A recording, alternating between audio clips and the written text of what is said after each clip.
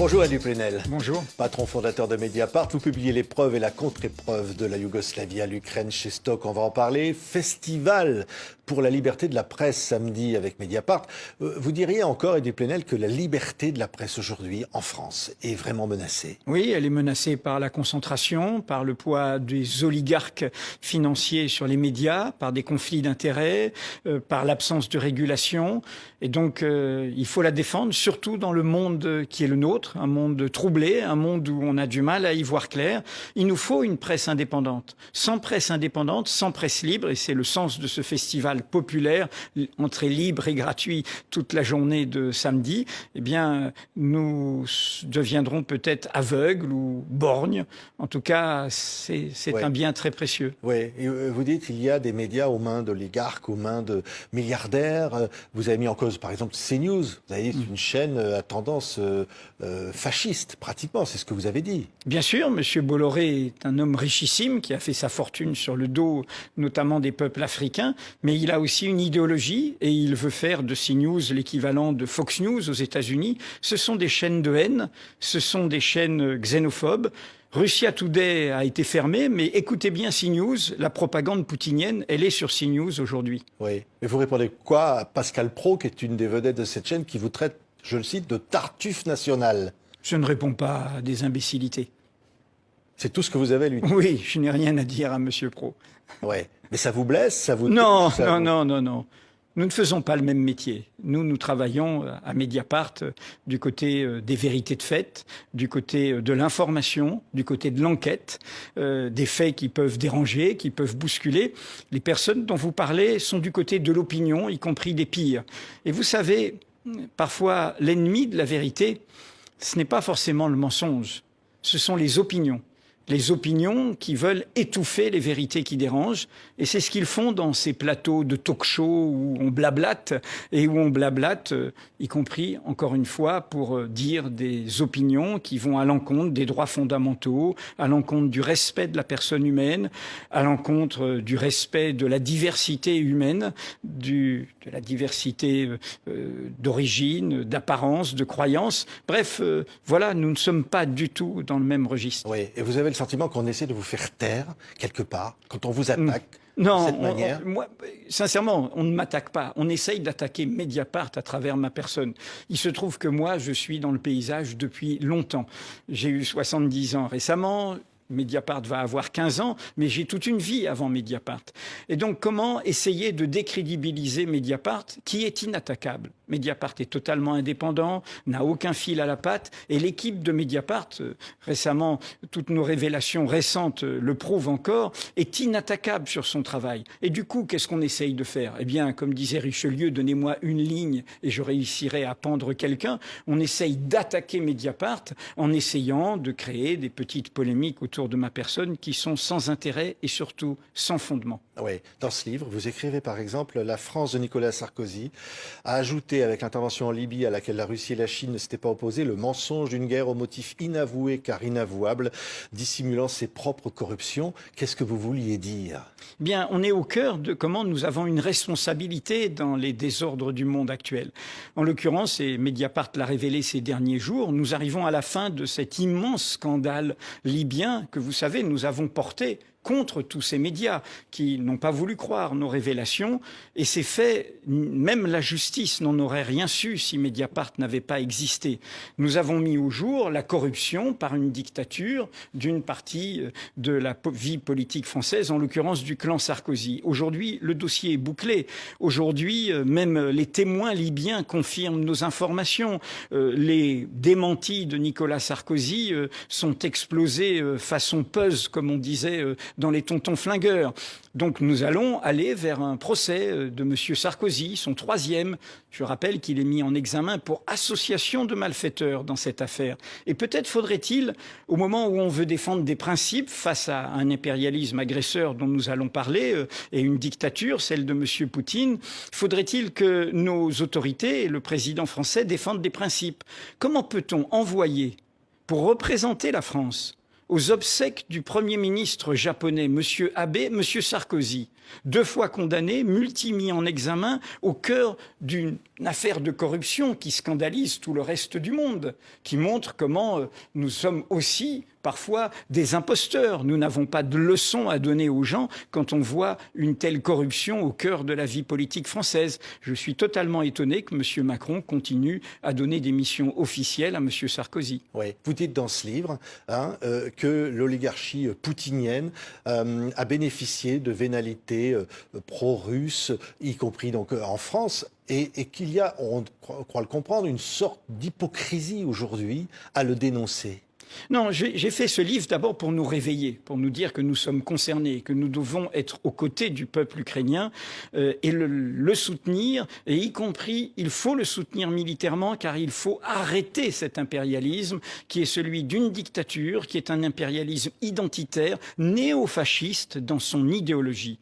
En l'occurrence, la corruption qu'a développé le régime russe a d'abord concerné les droites extrêmes, l'extrême droite européenne. Chez nous, le Front National, le Rassemblement National aujourd'hui, a bénéficié de l'argent de M. Poutine. Madame Le Pen a été 5 fois à Moscou et a soutenu sur l'ensemble des cas, l'Ukraine ou la Syrie, la position de M. Poutine. Mais il n'y a pas que cette extrême droite. En effet, M. Sarkozy a fait des contrats avec des oligarques russes, notamment d'une société d'assurance, et puis il a défendu lui aussi les positions de Vladimir Poutine.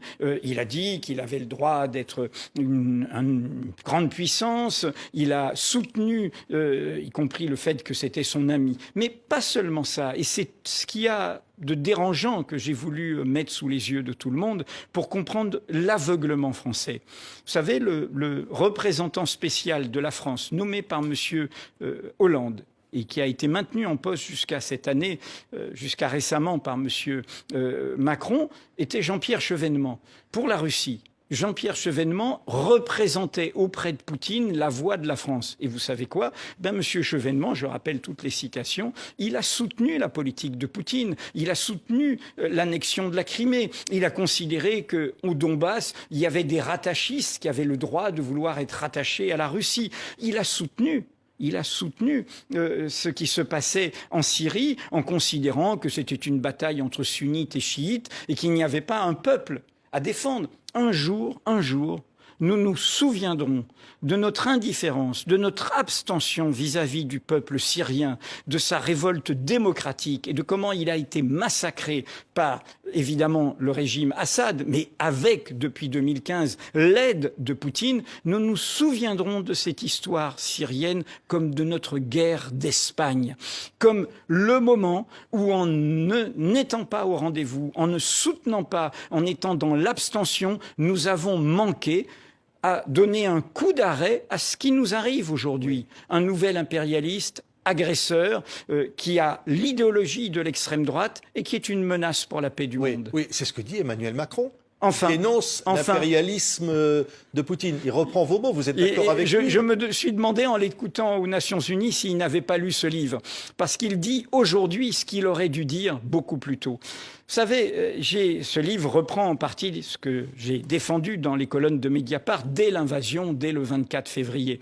Et à ce moment-là, j'ai été sidéré par l'abstention, la pusillanimité française. Monsieur Macron était président de l'Europe à ce moment-là. Il avait un moment churchillien, peu importe d'où on vient. Il y a l'essentiel qui est en jeu. Il y a un peuple qui cherche à défendre son avenir démocratique. La démocratie ukrainienne n'est pas pure. Elle a ses corrompus, elle a ses oligarques. Mais il voulait une dynamique. C'est ça, à ça que veut mettre fin M. Poutine. L'agression. Et à ce moment-là, que fait le président de l'Europe ? Eh bien, il devait tout de suite aller à Kiev. Monsieur Macron n'a pas été à Kiev. Il a attendu les élections législatives françaises pour s'y rendre. Il fallait que l'Europe soit au rendez-vous. Il le fallait d'autant plus qu'en ne mobilisant pas assez l'Europe, en ne montrant pas ce soutien de l'Europe. On donne la main à qui? Forcément, aux États-Unis d'Amérique. C'est-à-dire qu'on tombe dans un autre campisme, puisque moi, j'essaye de dire qu'il faut échapper au campisme. Et donc, évidemment, les États-Unis occupent ce vide avec leur force, avec leur puissance et avec aussi leurs arrière-pensées impériales. Et donc, en effet, le discours aux Nations Unies de M. Macron était juste mardi dernier, mais il vient bien tard, après beaucoup d'illusions. Vous savez, je le rappelle, qu'il y a même eu en russe et en ukrainien un néologisme qui a été fait, macronisé, genre parler pour ne rien dire ou pour ne rien faire, avec cette illusion qu'en donnant des coups de fil à Poutine, on va réussir, avec même cette phrase que je mets en cause, il ne fallait pas humilier la Russie. Non, il faut d'abord être du côté de ceux qui sont beaucoup plus qu'humiliés, agressés, violentés, je parle des Ukrainiens, dans leur liberté de choisir, et d'abord les soutenir, d'abord défaire l'agresseur, et puis après, on essaye de construire une paix par la diplomatie. Mais ce discours, comme si on disait, au temps par exemple, de l'agression américaine face au Vietnam, il ne faut pas humilier la puissance américaine. Non, il fallait soutenir les Vietnamiens. Oui, je vais vous citer, Edwy Plenel, vous dites s'engager aux côtés des Ukrainiens aujourd'hui, comme hier des Syriens, comme avant-hier des Vietnamiens ou des Algériens, comme des Palestiniens, sans relâche, ne suffit aucunement s'aveugler sur l'opportunité que la Russie offre à la puissance américaine et à son prolongement stratégique, l'alliance militaire fédérée par l'OTAN. C'est-à-dire qu'au fond, vous avez l'impression qu'il y a une sorte de complicité d'intérêt entre l'OTAN et l'invasion russe? Non, c'est que d'une certaine manière, Poutine, dans une prophétie autoréalisatrice, crée ce qu'il prétend combattre. Contrairement à sa propagande, ce n'est pas du tout les avancées de l'OTAN qu'il est venu contrecarrer, c'est l'émancipation des peuples. Mais évidemment que c'est une opportunité pour la puissance américaine de revenir dans le jeu avec sa force militaire en Europe. Non, mon livre, et la phrase que vous citez en est l'illustration, c'est une défense de l'internationalisme dont je rappelle l'histoire, la généalogie. C'est cette idée qu'il ne faut pas être du côté des puissances, du côté de ce campisme qui choisit des États puissants contre un autre. Il faut être du côté des peuples, ne pas être indifférent au sort des peuples. Ma génération et mon histoire personnelle, c'est cela. Bien sûr que les indépendances, par exemple en Afrique, au Maghreb, ont pu donner des pouvoirs injustes, des pouvoirs qui ont opprimé ensuite leur peuple. Mais leur indépendance, leur combat pour l'indépendance était légitime. Il faut être du côté des peuples qui se soulèvent pour leurs droits, pour faire leur chemin et ensuite se battre, y compris contre leur propre domination. Et donc c'est ce que je dis. Il y a un campisme atlantiste pro-américain qui va en guerre du côté de l'Ukraine, mais qui ne pense rien de la Palestine. Moi, je n'oublie pas la Palestine. Je ne pense pas qu'on peut défendre le droit international contre Poutine en le piétinant quand il s'agit de la Palestine et des droits du peuple palestinien. Et c'est l'enjeu de cette guerre. L'enjeu actuellement de cette guerre, c'est de bloquer l'agresseur, de l'empêcher, et c'est rendre service en ce sens au peuple russe. En bloquant l'agresseur, comme le montrent les manifestations actuelles, nous aiderons le peuple russe à se libérer de cette dictature. Mais l'autre enjeu de cette guerre, c'est au nom de quoi va-t-on le bloquer? Eh bien, on va le bloquer comme face au nazisme, avec des idéaux supérieurs. Des idéaux démocratiques, des idéaux de principe. C'est pour ça que l'occasion de ce conflit, c'est de nous rappeler qu'on ne peut pas combattre Poutine sans être nous-mêmes fermes sur les droits fondamentaux. Sans oublier les crimes, vous dites les crimes de l'Occident. Bien sûr, c'est pour ça qu'il faut, dans ce moment-là, au contraire, être contre Poutine, par exemple, veut réécrire une histoire de grande puissance. Eh bien, nous, on doit avoir la force de regarder les fautes d'une logique de puissance. Mon livre, c'est un appel pour qu'on sorte des logiques de puissance. Ce sont les logiques de puissance qui emmènent le monde à la catastrophe et qui sont au cœur de la catastrophe écologique. Car Poutine, qu'est-ce qu'il y a derrière? Le premier pollueur de la planète, il s'appelle Gazprom. Oui. Ça veut dire, au fond, que peut-être la victoire annoncée en Italie de l'extrême droite, après la Suède, que ce renforcement des nationalismes, vous dites aussi d'ailleurs de l'identitaire, du racisme, souvent, prépare les guerres comme celles que l'on a aujourd'hui en Ukraine, les guerres de demain. C'est ça que vous dites ? Ce livre, en réexhumant ce que j'avais écrit au moment des guerres yougoslaves, c'est un appel à se débarrasser de ce qui, à mon avis, a affaibli les gauches, ou plus largement le camp de l'émancipation ou le camp progressiste. Le repli sur le national. Le repli sur le précaré national, l'oubli du monde. Et dans cet oubli du monde, on en vient à ce moment-là à donner la main à notre pire ennemi, c'est-à-dire l'extrême droite, c'est-à-dire les tenants de l'inégalité naturelle. Si vous commencez à vous dire « je peux m'en sortir sans me soucier du monde », alors que le monde est en relation, vous commencez à vous dire que vous, votre pays, votre identité, votre nation est plus important que les autres, donc est supérieur aux autres. Et dans ce cas-là, vous donnez la main à ceux qui pensent ça, qui pensent qu'il y a des inégalités naturelles, qu'un blanc, eh bien, il est supérieur à quelqu'un qui a la peau noire, qu'un chrétien est supérieur à un musulman ou à une autre religion, qu'un Européen est supérieur au reste du monde, qu'un Slave, pour revenir à Poutine, a un poids et un devoir sur le monde. Les logiques identitaires, c'est l'ennemi de ce qui a permis que nous conquérons des droits, c'est-à-dire la défense de l'égalité, de l'égalité naturelle. Et donc, en discutant et en disputant ce que j'ai appelé en France les nationaux républicains, dont beaucoup ont dérivé vers l'extrême droite, ceux qui ont, au fond, abandonné le social, abandonné les causes de l'égalité pour le national, pour l'identitaire, j'essaye de dire que c'est en ayant fait ça que les gauches ont ouvert un chemin dans lequel se sont engouffrés par cette défaite, par cette défaillance, se sont engouffrés l'extrême droite. Et cela concerne le pouvoir actuel, qui depuis 5-6 ans, les polémiques sur les islamo-gauchistes, la dénonciation du wokisme, la loi séparatisme, la diabolisation des causes LGBT, la loi, cette façon de diaboliser les minorités. Si vous regardez bien, ce sont des obsessions en parallèle de celles de Poutine. Poutine dit la même chose. Il s'en prend aux minorités. Il ne veut qu'un seul bloc, qu'une seule identité. Comment on combattra Poutine ? En se disant qu'au contraire, notre pluralité est une force, que ces polémiques sont dérisoires par rapport aux enjeux climatiques, aux enjeux sociaux, aux enjeux économiques. C'est cela la voie aujourd'hui importante. Et je souligne, c'est d'autant plus la voie importante que vous voyez bien que la question démocratique est décisive. Qu'a fait M. Poutine à peine a-t-il envahi l'Ukraine ? Il a mis fin au dernier semblant d'apparence démocratique dans son pays. Vous savez qu'il n'y a plus de presse libre là-bas. On n'a pas le droit de manifester, on n'a pas le droit de se réunir pour critiquer, on n'a même pas le droit de dire que c'est une guerre, on va en prison. Le syndicat indépendant des journalistes a été dissous cet été. Et donc c'est un appel aussi à comprendre que ce qui se passe là-bas, comme ce qui se passait en Syrie, ça nous concerne. Oui. Si on le laisse faire, eh bien le pire nous arrivera à nous aussi. Quand vous lisez dans le journal Le Monde, que vous avez dirigé depuis Plenel, aujourd'hui encore, que Emmanuel Macron s'inquiète d'une possible victoire de l'extrême droite en France, vous lui dites quoi, vous ? Je lui dis, il serait temps, mon gars. J'ai écrit, il y a 1 an, un livre, À gauche de l'impossible, où je soulignais comment, depuis qu'il est président, il n'a pas arrêté, lui, à son tour, comme hélas Manuel Valls et François Hollande, de faire la courte échelle à cette extrême droite. Ils ont épousé l'agenda de cette extrême droite. C'est M. Macron qui va faire une grande interview à Valeurs Actuelles pour relancer les questions identitaires. C'est M. Macron qui dit que le maréchal Pétain est un grand soldat, comme si on pouvait dissocier le grand soldat du collaborateur au pire crime européen qui est le crime de génocide.